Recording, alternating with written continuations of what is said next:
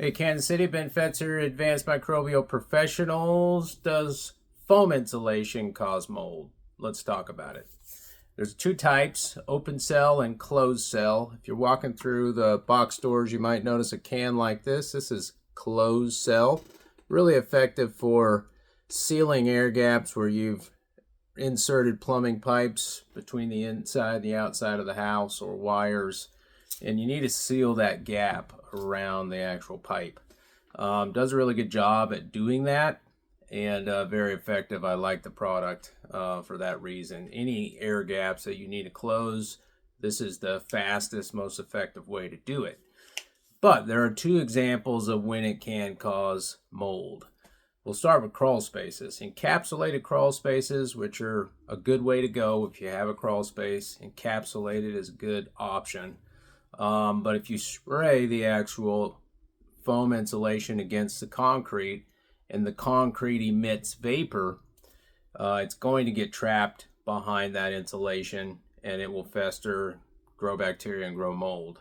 So if you are planning to do that, maybe investigate the concrete. If the concrete feels damp or humid at any point throughout that area, then it's emitting quite a bit of vapor, and I wouldn't seal it tight with foam insulation.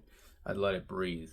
The other example of when it can grow mold is underneath roofing material. So you have a roof. It's not going to be one that's got an attic. It's an actual roofline roof.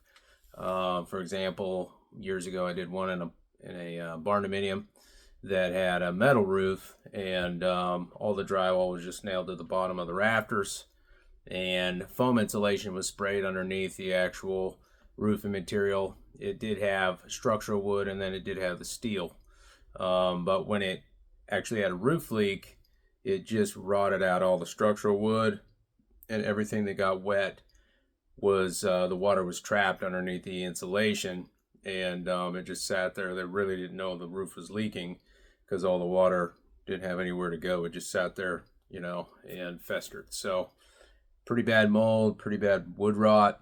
And if you are going to spray that foam underneath a roof, definitely feel like you got a new roof and it's a quality roof, and you're not going to have leaks that are going to create a pretty good problem for mold and wood rot down the road. So hope that helps. If you have any questions about anything related to mold, but foam insulation in particular, I've worked with it for 15 years, seen the good and the bad and the ugly. I know when it's probably a good idea and when it's not a good idea, and I'd just be glad to help if you've got a problem going on. So Ben Fetzer, Advanced Microbial, moldkc.org. Have a great night.